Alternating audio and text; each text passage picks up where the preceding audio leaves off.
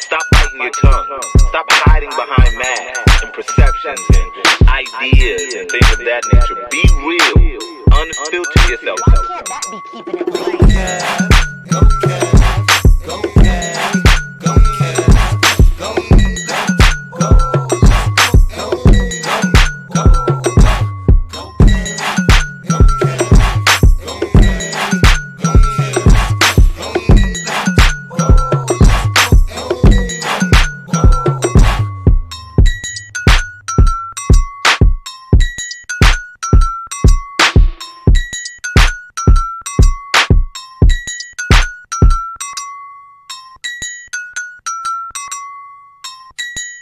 Yo, what's up, everybody? Hey!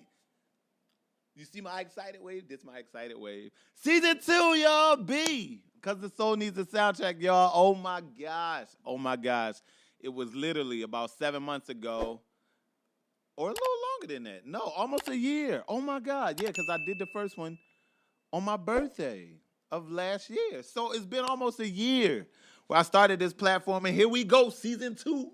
Boop, boop, boop, boop. Yo, don't pay me no mind. I'm crazy. But, yo, I'm extremely excited about this season. And, of course, I started last season with me. So I wanted to start it this season with me. And I'm excited to introduce to you guys the what's the word I'm looking for? The nature of the direction of this season of the podcast. So last season, we talked about everything. We talked about black male relationships amongst friends. We talked about educational disparities. We talked about relationships. We talked about sex. We talked about religion. We talked about some of everything. And I thought, all that was fine and well and great. And this year happened. That in-between time happened. And y'all, I have been, and I'm going to be completely honest with y'all because that's what I'm supposed to have did. Be completely honest with y'all about some of the things that has kept me in limbo about what to even do for season 2. And if I can be completely honest, I was kind of skeptical and really attempting to talk myself out of season 2. Maybe season 1 was good enough. Maybe it was only supposed to be for the short while. Maybe it wasn't supposed to have longevity. Maybe I have reached the maximum capacity in this thing that I decided to do. You know how when you tell your mom you're interested in violin and then she buys you the violin and then you go to violin class and then after that first recital you no longer want to play the violin because now the saxophone is more interesting. But then mom says, I'm not buying you a new saxophone. You're going to play that violin. That's how I felt. Like, I couldn't let the people who have invested time and interest in this platform, I couldn't let them down. But most importantly, I could not yet give up on the platform that God placed in me to get just word out. You know what I'm saying? Whatever we decide, this space was created for everybody to just see how important it is to be. Right? And then that narrative after you understand what it is for you to be, then gives you permission to push that out there for the world to see you in your most authentic form. So that's what we're doing this season, season 2. This season is designed for everybody to tell their stories. Yeah, season 2B, the art of storytelling. Why is that important, you ask? And if you didn't ask, I'm going to act like you did, so you better act like you asked that question because I'm going to answer it anyway. All right, bye. So many times people have different lived experiences, and we go throughout life trying to navigate thought and concept around what does this actually mean as it applies to my life, what it is, where I want to be, and so forth and so on. And it becomes one of those things where if you're not careful, the truth behind your story gets lost in the sauce because then at that point you have invited so many other layers, so many other outliers, so much noise to intrude and invade you personally that now everything else has permission to be your story and to tell your story, and you don't give yourself that power. So if I can be completely honest, y'all, I have been through some this past year. Like self-doubt. I hated myself for a little while. I am in the process of being relieved from a horrible relationship with a school. I'll get more into that when I'm actually free from that relationship. I have doubted myself in more ways than one. I have given permission for other things and other people to shape my narrative, knowing good and well that I have full responsibility for the story I decide to tell. So that's what I'm going to do, not just today, but throughout the duration of this process of season 2. I'm going to invite people into this space to tell the story. And the story isn't necessarily as it just applies to them. How are we shaping our narratives with the people in our lives? So the story of friendship, the story of love, the story of hatred, the story of uncertainty, as it applies to the individual and the collective. So y'all gonna see some stuff. Y'all gonna hear some stuff. I'm gonna tap into y'all at some point throughout this process to get your thoughts and your ideas and your perceptions on what you may have saw, what you would like to see, and what you want us to talk about. Invite you here to tell your story, right? And then invite other people to sit next to you to hear your story, tap into that, and together we be, all right? And what do we be? Whatever we need to be, all right? Whatever we need to be. Today, I'm being real. I'm lost. I'm confused. For the first time in my life, I don't know what the next 2 weeks are going to look like. For the first time in my life, I don't know if and when that next level of comfort and security is going to come. But y'all, like, I had to cancel my therapy appointment today. And not because I don't want to go to therapy, but because I said yes to so many things, I decided to not give myself the space to really own and occupy a part of me that's necessary. Therapy has become my thing. It has become something that I feel like I can't do without. But I'm so caught up in being the yes man that I said no to me so I could help other people, you know, see the parts of me that they wish to see. The smile behind the frown, you know? Or the smile in front of the frown, if you put it that way, because, yeah, sometimes it's a facade. I'm not always as happy as I appear to be, but here I am trying to be. Y'all, it's been tough. It's been tough, if I can be completely honest. I remember a specific space and moment on last season when I had, I think it was about 4 or 5 of my good friends, brothers that I would call.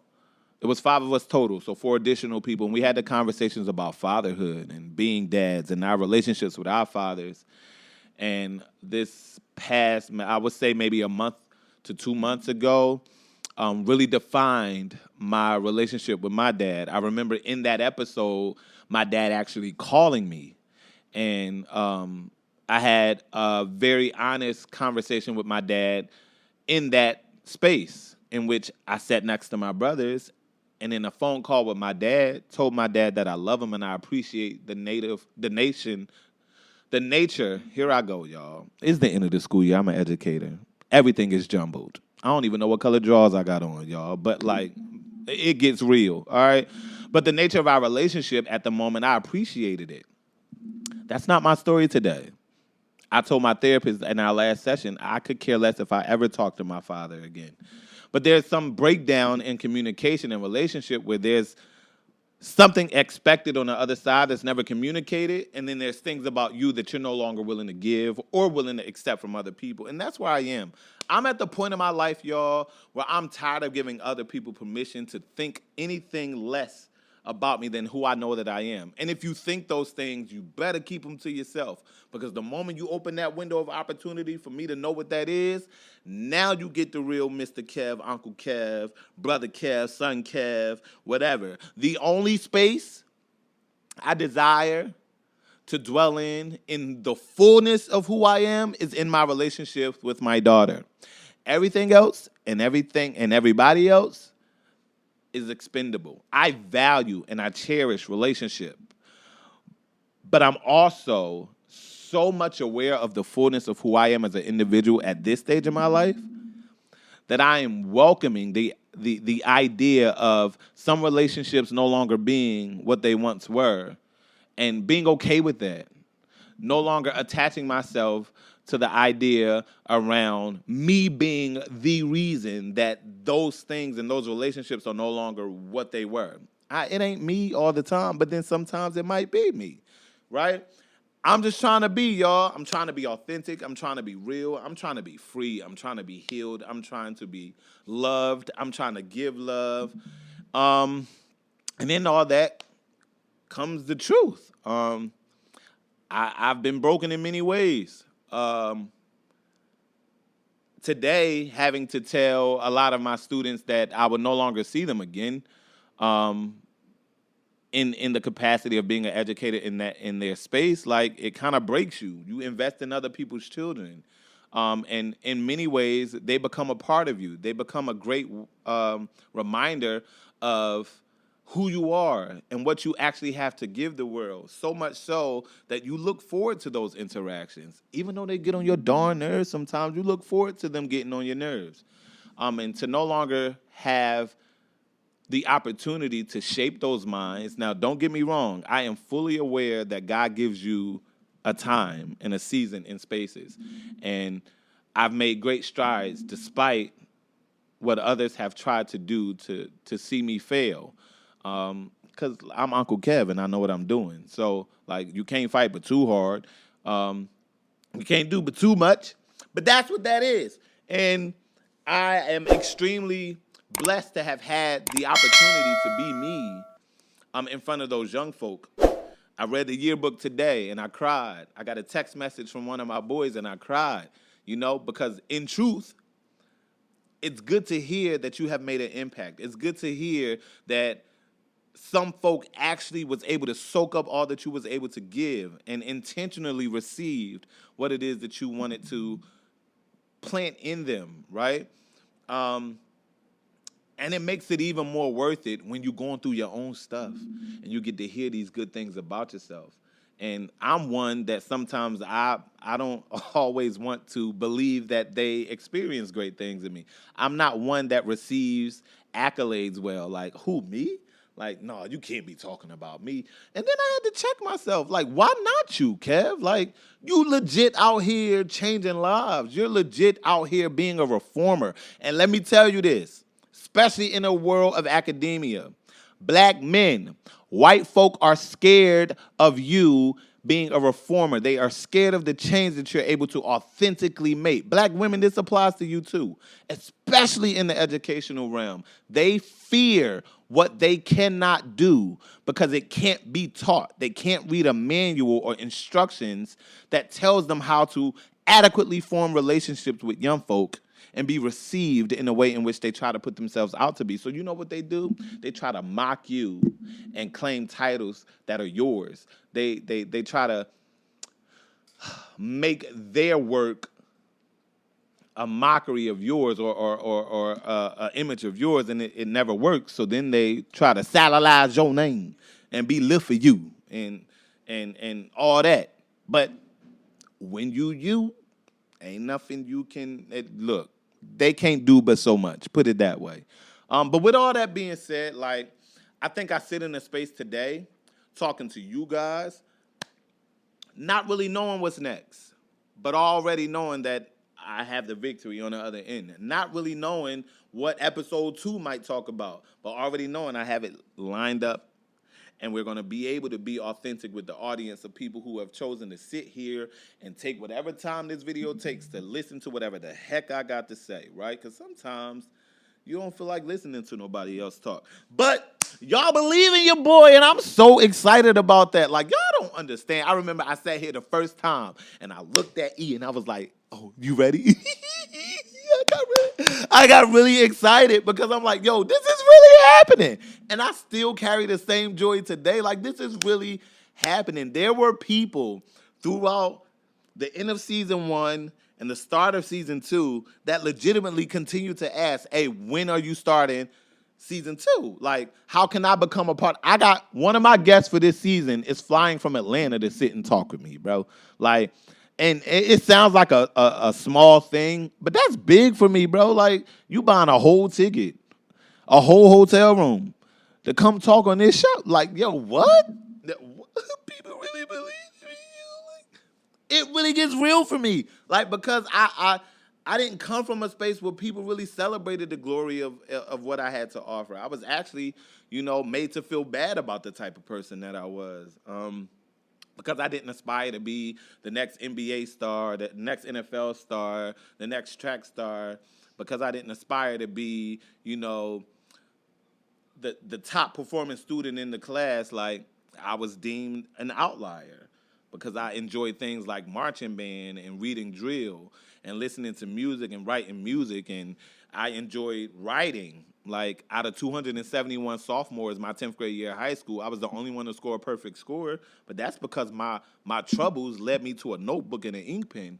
So it's easy to look at a prompt and talk about it, right? I was that guy. I was the guy when school got out at 3 o'clock, I stayed in the band room till 5. Like, for what?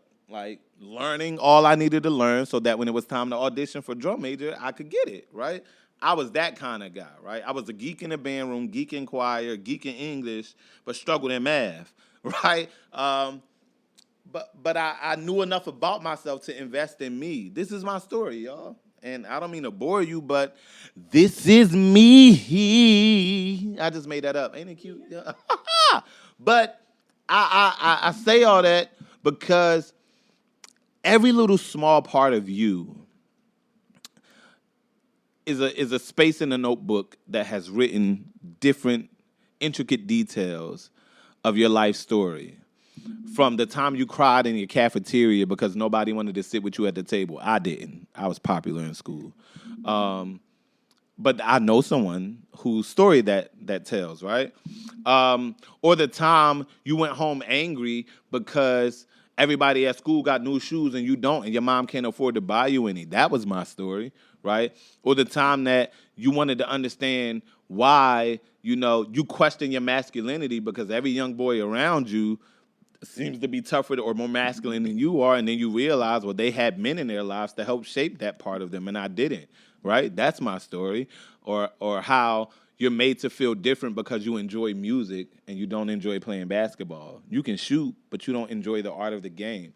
So all those different things, the small parts, the conversations with your grandmother, the conversations with your siblings, where your little sister tell you that because you left and you can articulate yourself in a different way, that you feel like you're better than everybody else. And that's not necessarily true. And she didn't mean that, but in the time, that's how she felt. And then I had to learn that sometimes people's feelings and the things that they hold in about you aren't necessarily how they really feel about you, but is a way in which they express what they wish they had within themselves, right? And then I'm so grateful that my sister has learned tools to do better for herself and to think better for herself. But all those things make me who I am. And now that I'm a father, I'm responsible for shaping the well-being of this little girl who worships the ground I walk on. Like, she's a daddy's girl. And if I'm not careful, the lack of my truth in my story doesn't afford her the opportunity to tell the truth of hers. And yes, at 3 years old, Avery has a story to tell. And these are the times where you help shape what that looks like and sounds like and feels like for her. So, this season, y'all gonna get a lot, right? But I promise you, some real, raw, authentic, polished conversation. I promise you there'll be space for you guys to feel like you can just be whatever it is you need to be and let whatever that sounds like shape the soundtrack of your life. Season 2 is going to push you into the realm of a better understanding of self, better understanding of what's around you, better understanding of your situation so that you can then navigate your friendships, your relationships, your relationship with self, your relationship with God. We're going to continue to be real. We're going to continue to use language that's not what is it when kids can listen to it? That's, I don't know, PG-13. Like, we're going to continue to use our truths to tell our stories, and I'm going to unapologetically create the space, particularly for black men and black women, to shine. I have a host of folk around me that not only are interested in who I am and what I have to offer, but pushes me to continue to bring that out, right? And I do the same for them, and I intend to do the same for them. I cannot wait for you guys.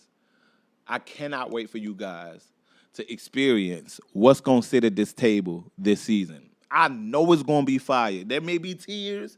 There's going to be laughter. I can promise you that. I can promise you laughter.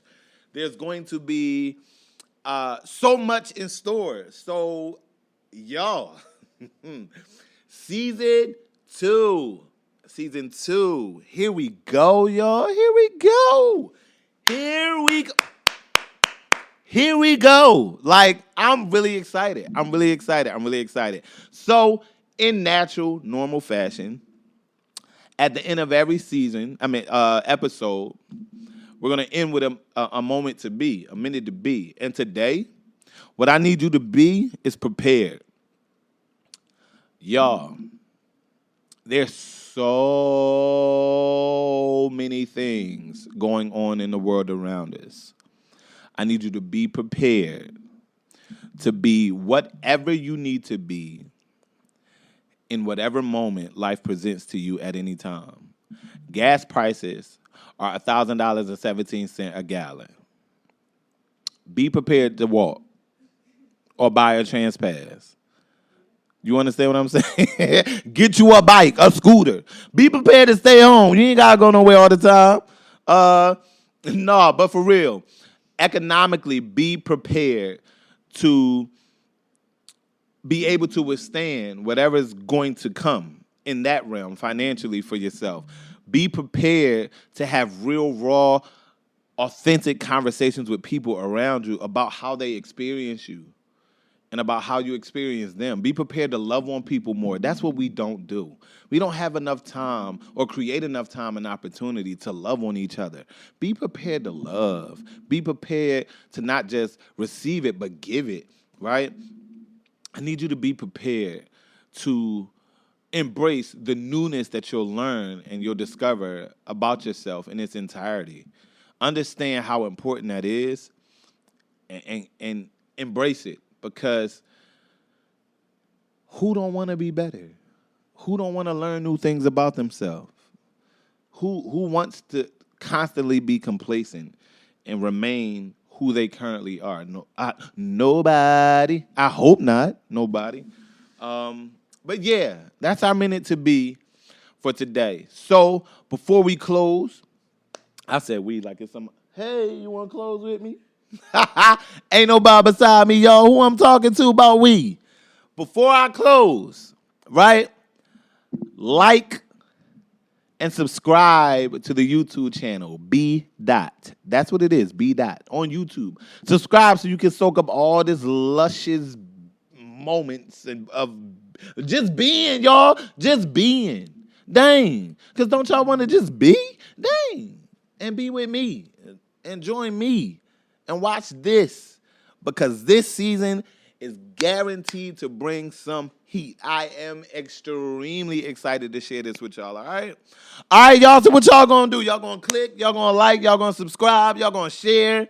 And when I post these things, y'all gonna share these things, because that's how we move forward as a unit. My black folk, look, stand strong, stand.